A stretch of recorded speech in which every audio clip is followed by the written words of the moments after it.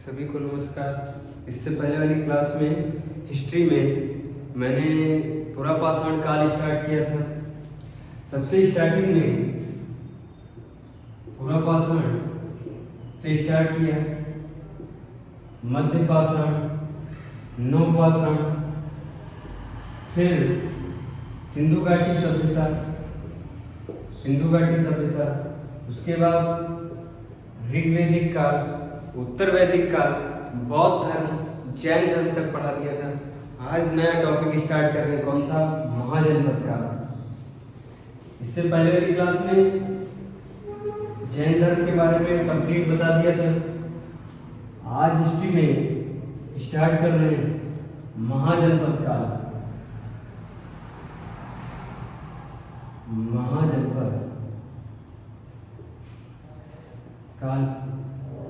महाजनपद काल में ध्यान से सुनिएगा।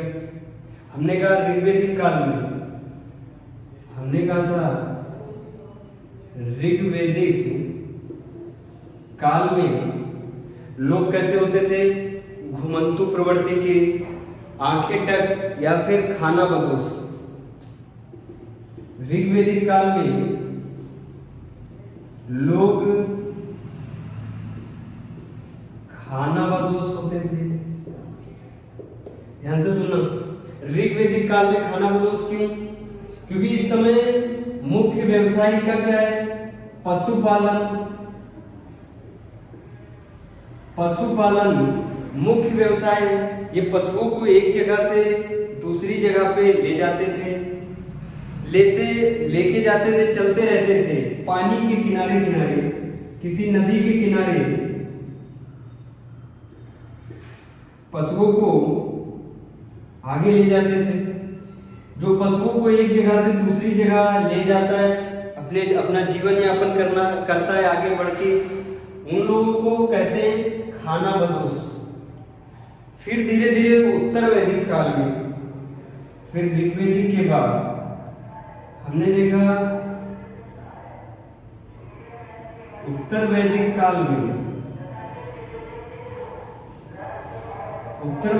में थोड़ा बहुत कैसी लाइफ हो गई? सेटल्ड हो गई। फिर हमने देखा बौद्ध धर्म, इसी उत्तर वैदिक काल के ही लास्ट में क्या देखा? बौद्ध धर्म, जैन धर्म देख लिया। अभी उत्तर वैदिक काल कंप्लीटली समाप्त हो चुका है। अब क्या देखने जा रहे हैं? महाजनपद काल। फिर देख लेना इधर, उत्तर वैदिक काल में जनपद का वर्णन है। उत्तर वैदिक काल में जनपद का वर्णन है। जनपद मतलब क्या?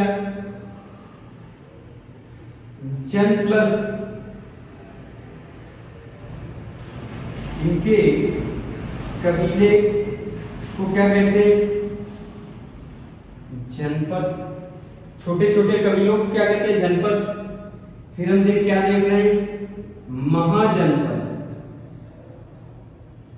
अब क्या देखने जा रहे हैं? महाजनपद में क्या? जन प्लस बड़े कबीले कैसे?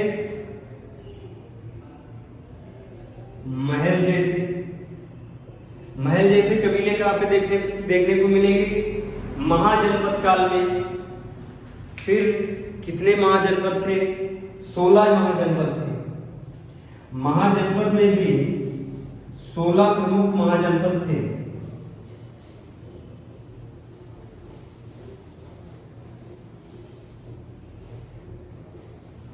फिर एक बार रिपीट कर देते। ऋग्वैदिक काल में खाना बदोश लोग, उत्तर वैदिक काल में थोड़ा सेटल्ड हुए जिनको क्या बोलते हैं? जनपद। जहां पे थोड़ा बहुत सेटल हुए उनको क्या बोलते हैं? जनपद बोलते हैं।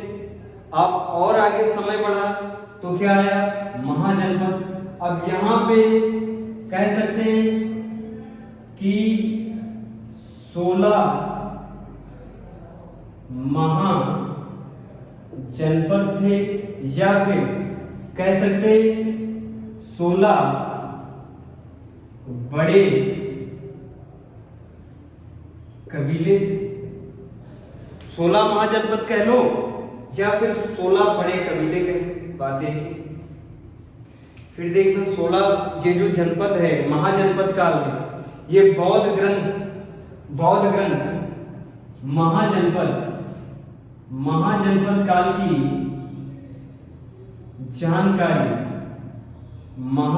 काल की जानकारी हमें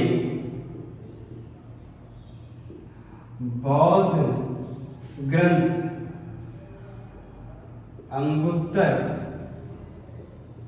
अंगुत्तर निकाय से मिलती है। महाजनपद काल की जानकारी ये एग्जाम में पूछा गया, कहां से मिलती है? अंगुत्तर निकाय से। एक अंगुत्तर निकाय बौद्ध ग्रंथ है अंगुत्तर निकाय, उससे महाजनपद काल की जानकारी मिलती है। फिर अगर पूछ ले महाजनपद काल की जानकारी हमें एक जैन ग्रंथ से मिलती है, जैन ग्रंथ से भी मिलती है, जिसको कहते हैं भगवती सूत्र।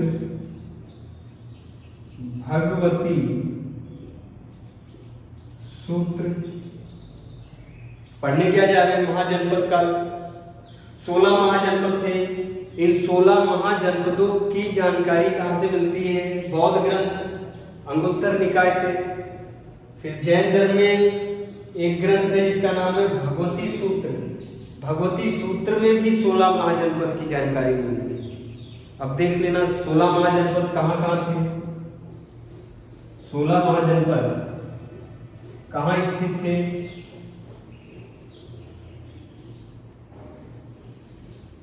मैप बना देते।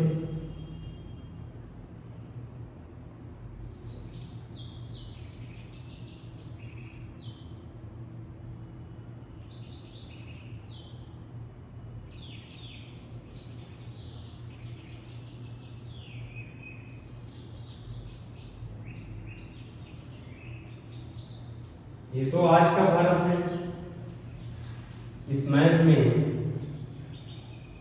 ये आज का भारत है, लेकिन उस समय पे कुछ ऐसा होगा। सबसे पहला महाजनपद आज के पाकिस्तान और अफगानिस्तान की सीमा पे,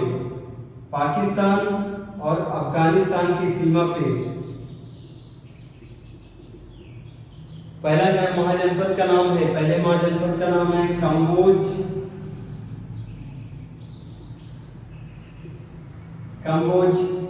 पूछा जाता है अफगानिस्तान और पाकिस्तान की सीमा पे मिलने वाला महाजनपद कौन सा? कंबोज। पहला महाजनपद जिसकी राजधानी है हाटक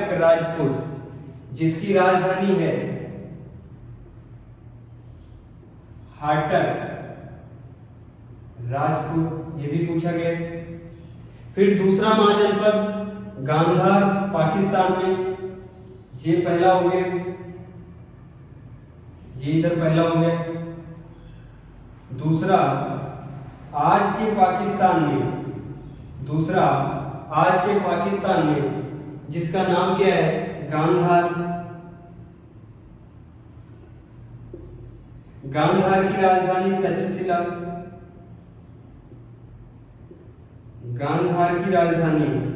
तक्षशिला। ये हो गया दूसरा महाजनपद।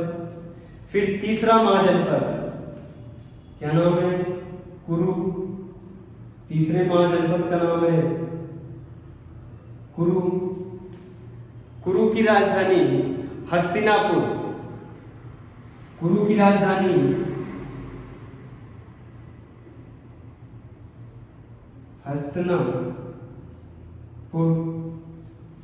तीन हो गए महाजनपद। फिर चौथा महाजनपद है पांचाल। इसी के आगे चौथा महाजनपद है पांचाल, जिसकी राजधानी है काम्पिल। चौथा महाजनपद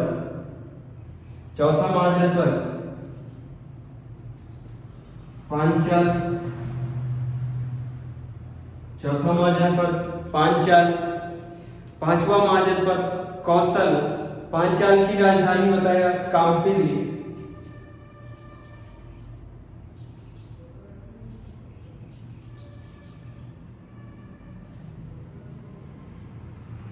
ये राजधानी है पांचाल की। पांचाल के बाद पांचवा महाजनपद जिसका नाम है कौशल।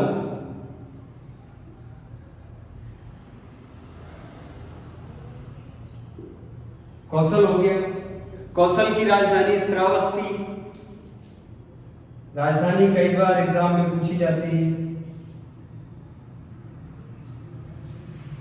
श्रावस्ती। कितनी हो गई राजधानी, कितने हो गए महाजनपद। पहला महाजनपद कंबोज, कई बार एग्जाम में पूछा गया है। वो दो महाजनपद जो आज के भारत के बाहर थे, आज का भारत ये है, और दो महाजनपद जो आज के भारत से बाहर है, कौन से। पहला कंबोज जिसकी राजधानी हाटक राजपुर, दूसरा गांधार, और सभी भारत के अंदर है। कौन कौन से, कुरु, पांचाल, कौशल तक देख लिया हमने। फिर छठा महाजनपद जिसका नाम है मल। कौशल के बाद छठा मल्ल हो गया। मल्ल की राजधानी कुशीनगर या पावापुरी। मल्ल की राजधानी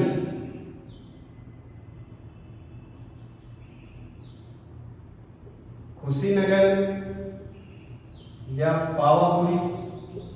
कुशीनगर या पावापुरी। 6 महाजनपद हो गए। फिर 7वां महाजनपद है वज्जी। इसी के आगे है 7वां महाजनपद जिसका नाम है वज्जी। वज्जी की राजधानी वैशाली। वज्जी की राजधानी वैशाली। ये भी एग्जाम में पूछा गया कि उस समय वज्जी की राजधानी क्या थी, वैशाली। मल्ल की राजधानी कुशीनगर पावापुरी। कौशल की राजधानी श्रावस्ती, ये भी एग्जाम में आ चुका है। पांचाल की राजधानी काम्पिली की ही सीता जी थी, इसी काम्पिली की सीता जी थी।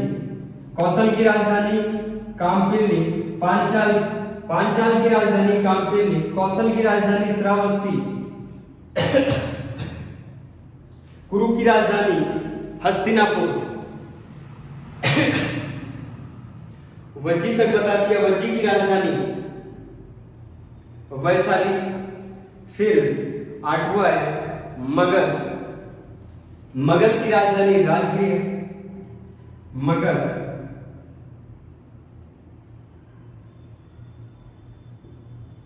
राजधानी राजगृह। मगध की राजधानी राजगृह।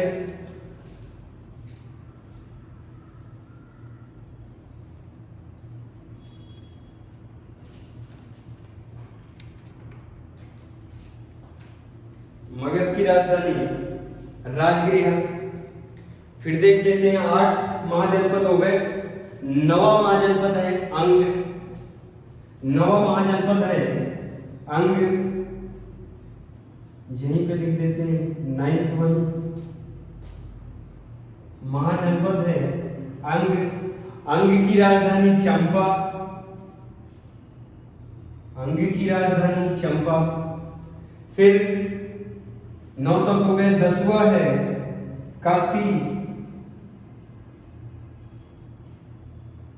10वां महाजनपद काशी, और काशी की राजधानी वाराणसी।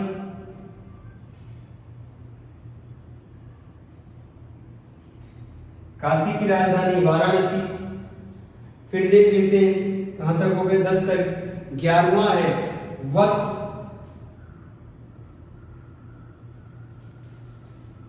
11वां है वत्स। वत्स की राजधानी कौशाम्बी। वत्स की राजधानी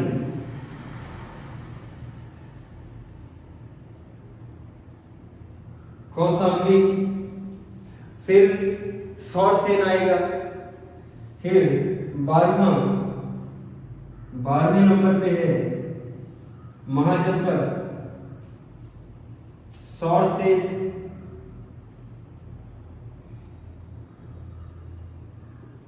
सौरसेन नोट डाउन कर लेते हैं।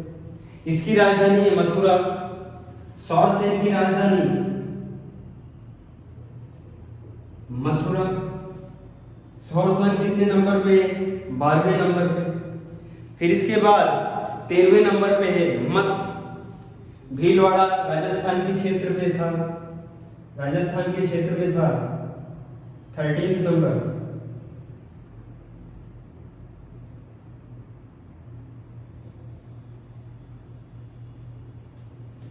नाम क्या है? मत्स्य। मत्स्य की राजधानी विराटनगर। मत्स्य की राजधानी विराटनगर। मत्स्य की राजधानी विराटनगर। फिर 13 हो गए। 14वें नंबर पे महाजनपद काल है मत्स्य के बाद अवंती। मत्स्य के बाद अवंती आएगा।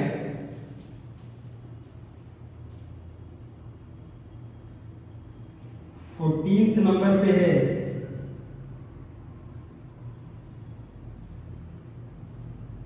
अवंती। अवंती की राजधानी है उज्जैनी। अवंती की राजधानी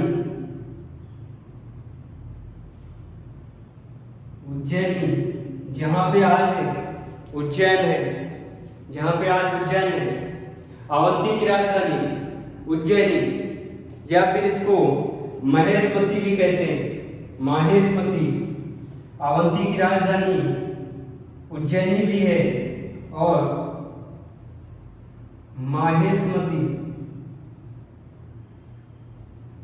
बाहुबली में देखा है माहेशमती राज्य किसकी राजधानी है? अवंती की राजधानी माहेशमती। फिर चेदी 15th नंबर पे है चेदी। चेदी की राजधानी सुक्तिमती।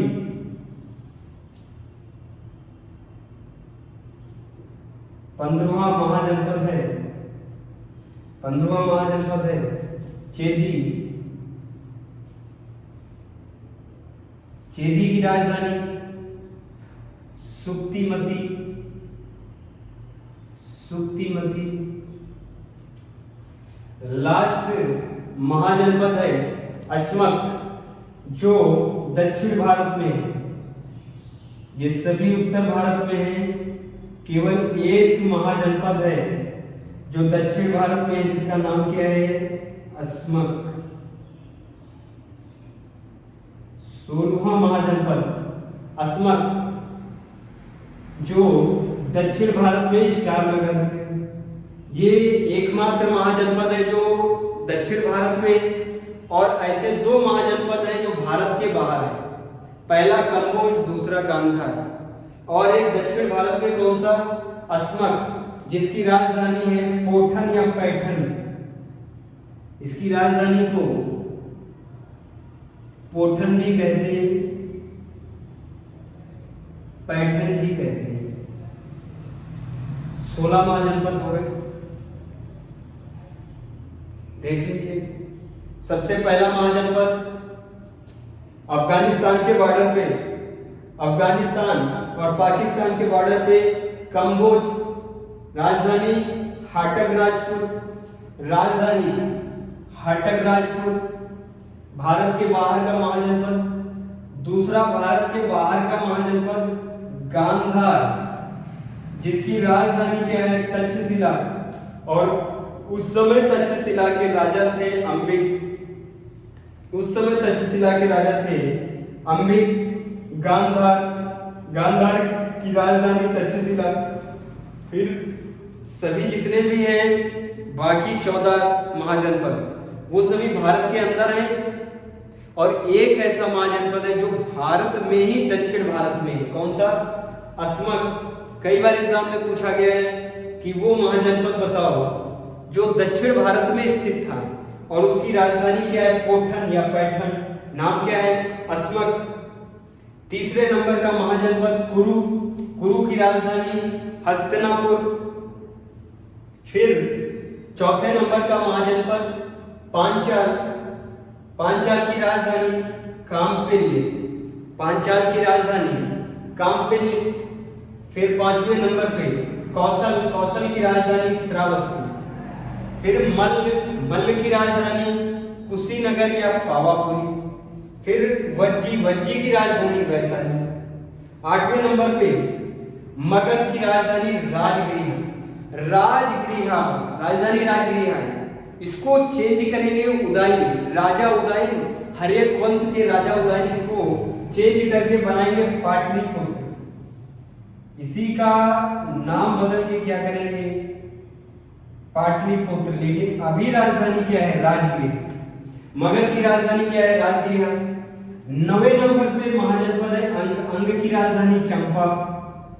10वें नंबर पे महाजनपद है काशी, काशी की राजधानी वाराणसी।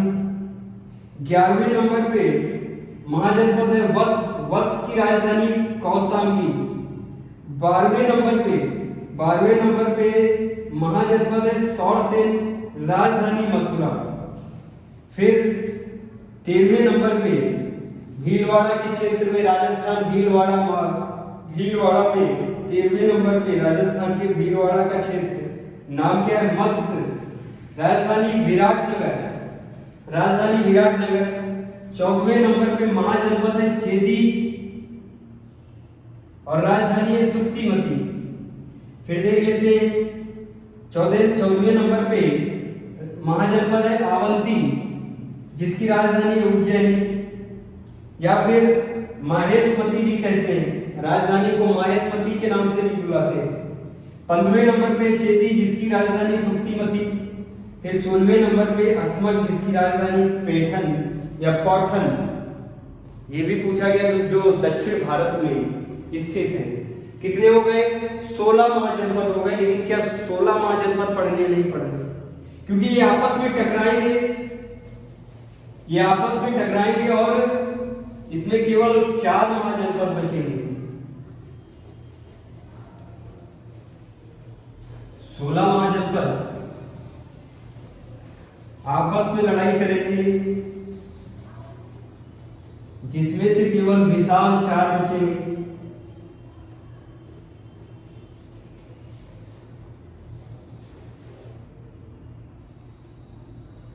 सोलह महाजनपदों के बीच संघर्ष होगा। 16 महाजनपदों के बीच संघर्ष होगा और बचेंगे केवल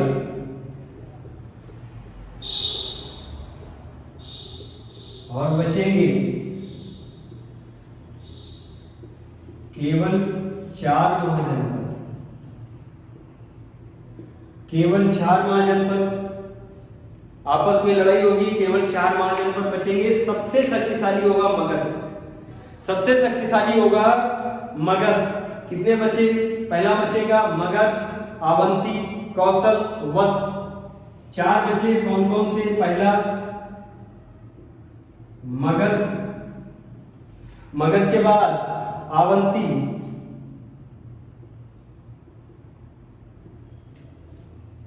फिर कौशल, लास्ट में वत्स।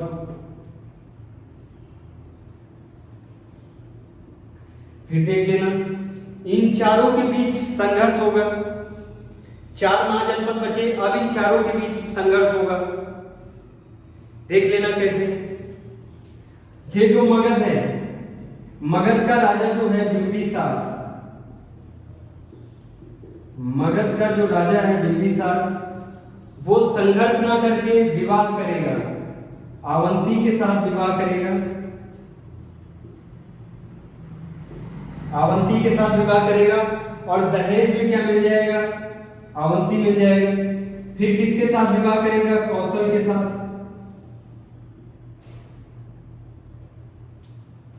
मैट्रिमोनियल शादी करेगा और इससे इसको पूरा पूरा क्षेत्र मिल जाएगा, क्योंकि ये उससे ही शादी करता है जिस राजा के सिर्फ एक ही बेटी होती है, जिस राजा के एक ही बेटी होगी तो उसकी सारी संपत्ति कौन पाएगा?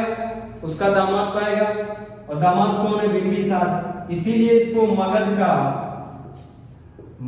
का वास्तविक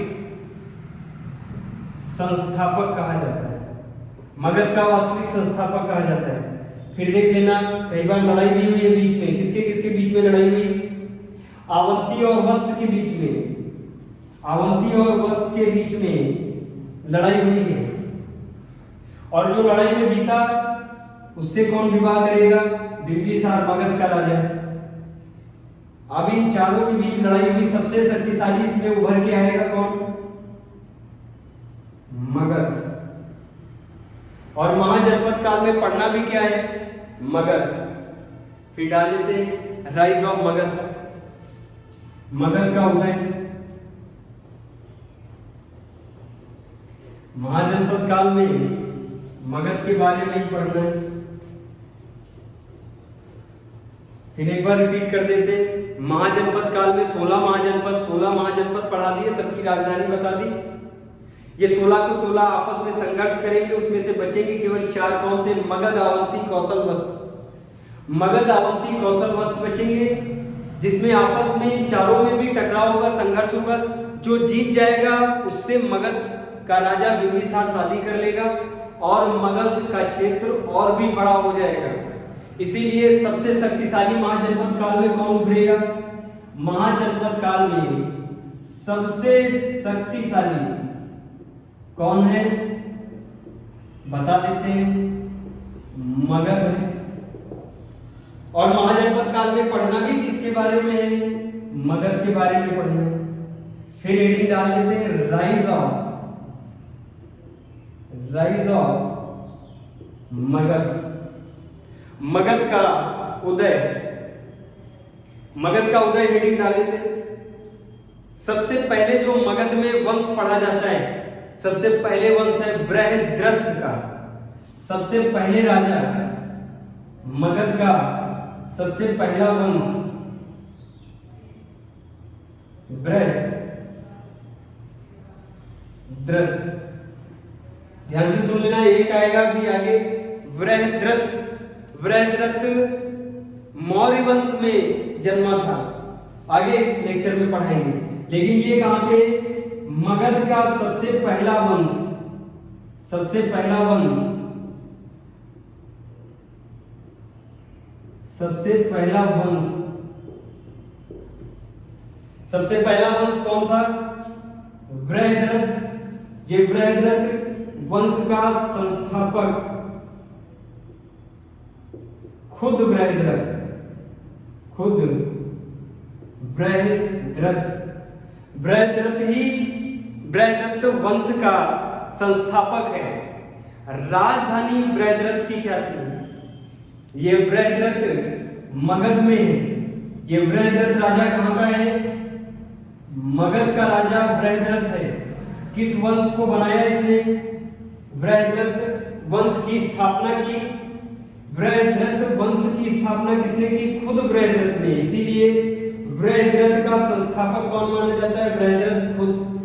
उस समय मगध की राजधानी क्या थी? उस समय मगध की राजधानी पूछा जाए या सबसे पहली राजधानी आ जाए एग्जाम में, मगध की सबसे पहली राजधानी गिरिव्रज। इस समय मगध की राजधानी है गिरिव्रज, याद रहेगा, गिरिव्रज राजधानी। फिर कहानी बता देते, फिर इनकी कहानी बता देते, बृहद्रथ की कहानी बता देते। बृहद्रथ ने जिससे शादी की उसके बच्चे नहीं होते थे। फिर कह देते बृहद्रथ के कोई संतान नहीं हो रही थी, कोई संतान नहीं थी। बृहद्रथ के कोई संतान नहीं थी, बृहद्रथ के कोई संतान नहीं थी। तब इन्होंने ये बाबा के पास गए और बाबा ने इनसे कहा, एक राक्षसी है, एक राक्षसी है जिसका नाम है जरा। बृहद्रथ से कहा, बृहद्रथ से एक बाबा ने बताया एक राक्षसी है, राक्षसी का नाम है जरा। कहने लगी अगर तुमने जरा से विवाह किया तभी तुम्हारे संतान उत्पत्ति होगी, वरना इस राज्य का, इस क्षेत्र का, इस मगध का कोई राजपाट संभालने वाला नहीं रहेगा, क्योंकि बृहद्रथ के कोई संतान नहीं थी और संतान उत्पत्ति हो भी नहीं रही थी। तो उन्होंने बाबा के पास गए और बाबा ने क्या बताया, एक राक्षसी है जिसका नाम क्या है, जरा। अगर आप जरा से विवाह करते तो फिर संतान की उत्पत्ति होगी और इस जरा राक्षसी से और बृहदत्त से उत्पन्न होगा जरासंध, जिससे भगवान कृष्ण की लड़ाई हुई थी। इसी राक्षसी जरा से और बृहदत्त से उत्पन्न होगी संतान। इन्हीं दोनों से संतान उत्पत्ति होगी जिसका नाम होगा जरासंध। जरा से उत्पत्ति होगी एक बच्चे की, एक लड़के की, जिसका नाम क्या है, ये बच्ची नहीं है, बच्चा है, लड़का है, जिसका नाम क्या रखा गया है, जरासंध। ये जरासंध आधा राक्षस भी है, आधा राक्षस है अपनी माँ की तरफ से और आधा इंसान है अपने पिताजी की तरफ से। और इसी अर्ध राक्षस से लड़ाई होगी भगवान कृष्ण की। जरासंध की उत्पत्ति किससे हुई, मगध के राजा बृहदत्त, जिनकी राजधानी उस समय क्या थी, मगध की गिरिब्रज। इनके कोई संतान उत्पत्ति नहीं हो रही थी। फिर बाबा ने क्या बताया, एक राक्षसी है, एक जंगल में राक्षसी रहती है जिसका नाम क्या है, जरा। उससे अगर आप क्या करें, विवाह कर लें तो आपकी संतान आपको मिल जाएगी। इनको जब संतान मिली तो वो आधी राक्षस थी और आधी इंसान थी।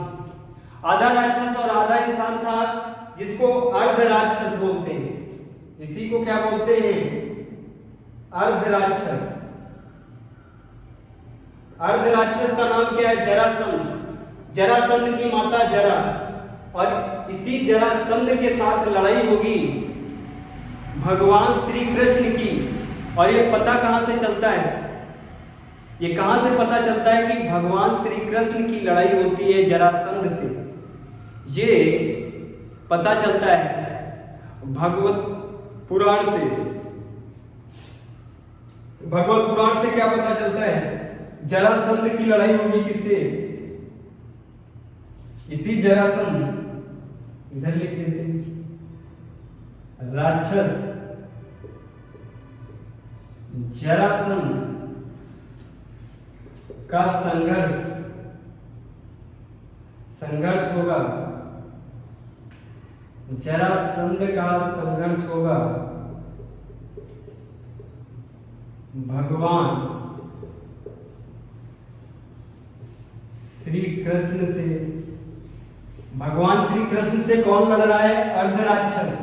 किसका बेटा है, बृहदत्त का। माता का नाम जरा, राक्षसी जरा, जिससे बेटे की उत्पत्ति हुई, नाम क्या है, जरासंध। जरासंध की लड़ाई संघर्ष किससे चल रहा है, भगवान श्री कृष्ण से।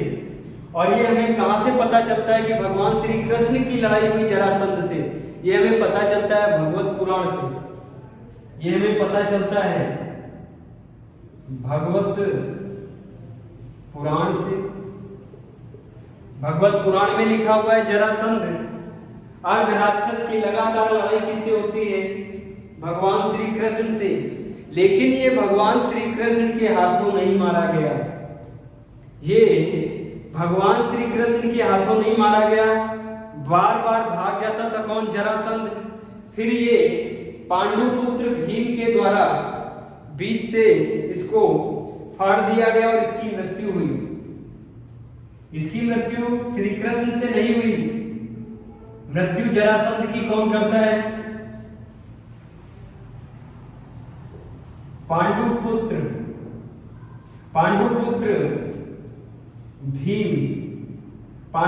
भीम जरासंध को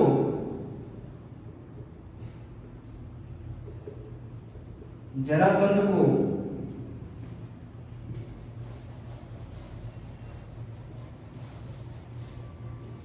पांडुपुत्र भीम जरासंध को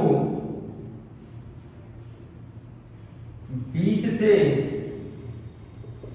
फाड़ के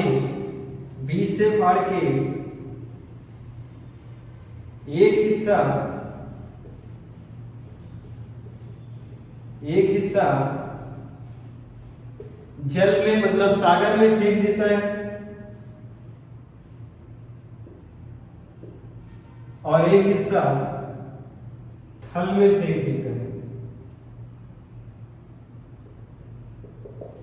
जरासंध को कौन मारता है? पांडुपुत्र भीम मारते हैं, श्री कृष्ण नहीं मार पाते, जबकि लगातार लड़ाई किससे चल रही थी? श्री कृष्ण से। मारता कौन से? पांडुपुत्र भीम जरासंध को बीच से फाड़ के एक हिस्सा जल में और एक हिस्सा थल पे फेंक देते हैं और इसकी मृत्यु हो जाती है। अंततः जरासंध की मृत्यु किसने की? पांडुपुत्र भीम ने की। और जिस युद्ध में इसकी मृत्यु हुई थी उस युद्ध को कहते हैं मल्ल युद्ध। जिस युद्ध में जरासंध मारा गया भीम के द्वारा, उस युद्ध को कहते हैं मल्ल युद्ध।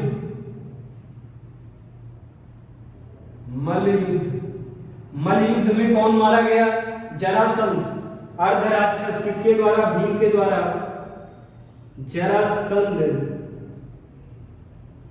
जरासंध वर्सेस भीम। जीता कौन? भीम जीते। किसके बीच हो रही? जरासंध और भीम के बीच हो रही लड़ाई। जीतेगा कौन? भीम जीतेगी। जरासंध को बीच से फाड़ के एक हिस्सा जल में एक हिस्सा थल में फेंक देते हैं। फिर यहां से जरासंध की कहानी खत्म। फिर बृहदत्त का आखिरी शासक आता है जिसका नाम है रिपुजन्य। इसी बृहदत्त वंश का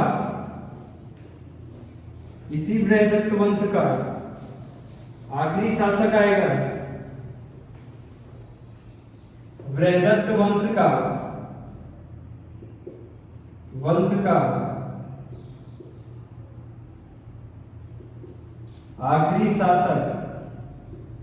आखिरी शासक होगा। आखिरी शासक का नाम है रिपुजन्य।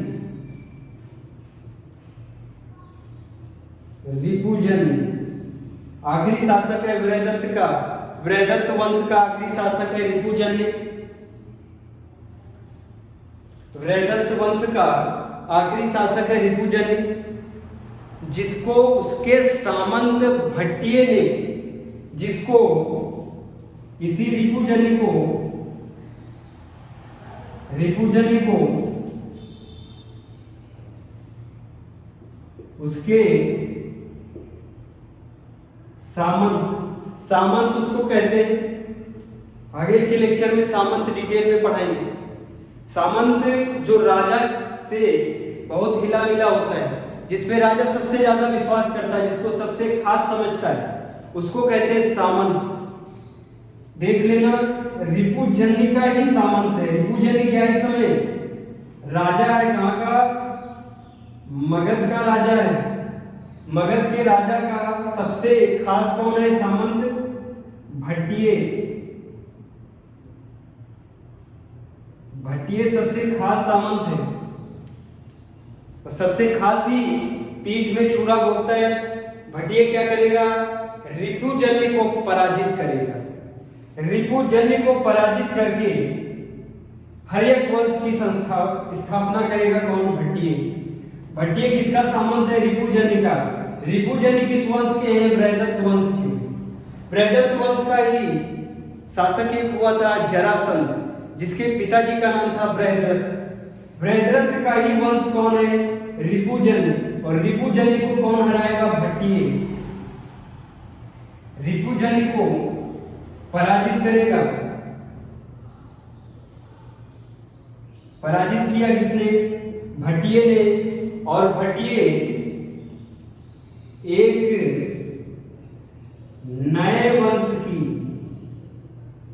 नए वंश की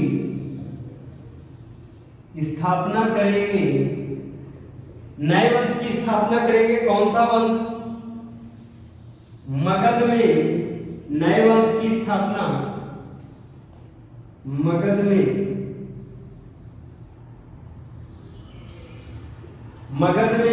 एक नए वंश की स्थापना करेगा कौन? भट्टिये। और भट्टिये किस वंश की स्थापना करेंगे? हर्यक वंश की।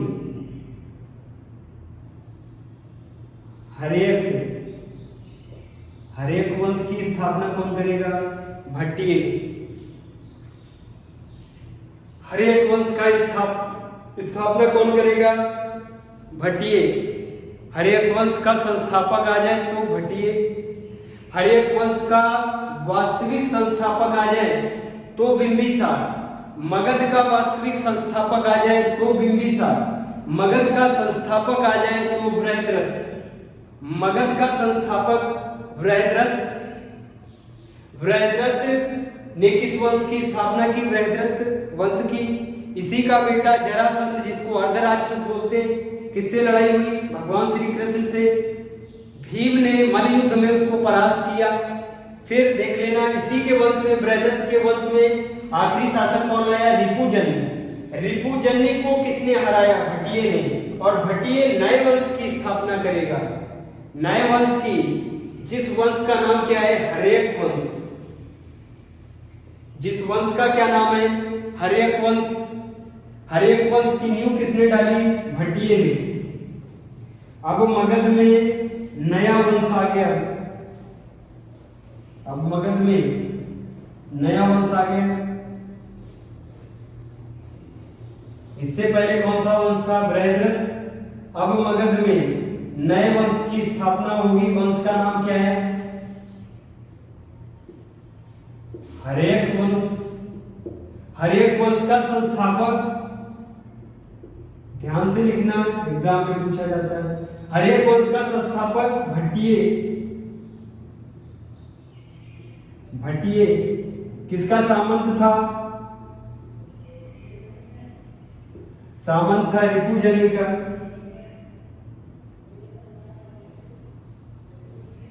सामंत था रिपुजन्य का।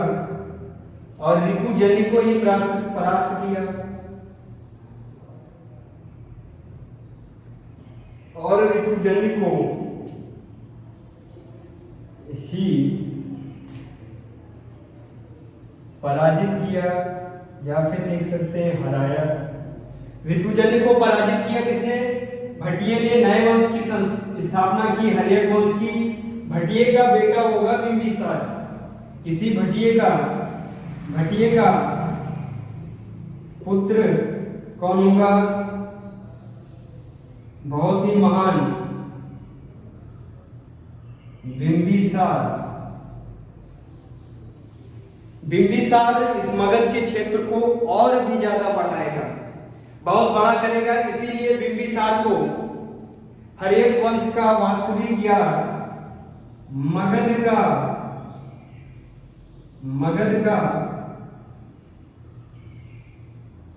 वास्तविक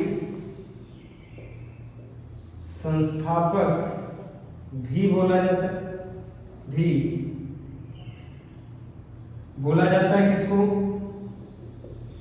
बिंबिसार को। भट्टिये का पुत्र बिंबिसार। यहां तक कहानी समझ में आई। राइस ऑफ मगध समझ में आया। मगध 16 महाजनपद में एक महाजनपद था मगध। 16 महाजनपदों के बीच में लड़ाई हुई, 4 बचे। 4 में एक महाशक्तिशाली कौन है? मगध के बारे में पढ़ रहे हैं। मगध की स्थापना किसने की थी? बृहद्रथ ने। बृहद्रथ ने स्थापना की, लेकिन उसके कोई संतान नहीं थी। तो बाबा ने बताया कि तुम एक राक्षसी से शादी करो, जिसका नाम क्या है? जंगल में रहती है, जिसका नाम क्या है? जरा। और जरा राक्षसी से पुत्र उत्पत्ति हुई, जिसका नाम क्या रखा? जरासंध। अर्धराक्षस की लड़ाई किससे हुई? लगातार श्री कृष्ण से लड़ाई हुई। ये हमें साक्ष्य, ये लिखित हमें कहाँ मिलता है? भगवत पुराण से। लेकिन श्री कृष्ण उसे हरा नहीं पाए। हराया किसने? पांडु पुत्र भीम ने हराया। कहाँ पे? मल युद्ध में। मल युद्ध में हरा दिया। फिर उसका लास्ट शासक कौन आया था? लास्ट शासक आया रिपुजन्य। रिपुजन्य को किसने हराया? भटिये ने। भटिये ने हरा के नए वंश की स्थापना कहाँ की? मगध में। मगध में नया वंश कौन सा आया? हर्यक वंश। हर्यक वंश की स्थापना किसने की? भटिये ने। और भटिये का पुत्र बिंबिसार। अब बिंबिसार डिटेल में पढ़ना है, बिंबिसार डिटेल में पढ़ना है। बिंबिसार का बेटा आएगा अजातशत्रु, अजातशत्रु का बेटा उदय। ये सब नेक्स्ट लेक्चर में पढ़ेंगे। अभी तक यहाँ तक कंप्लीट हो गया, नोट डाउन कर लो।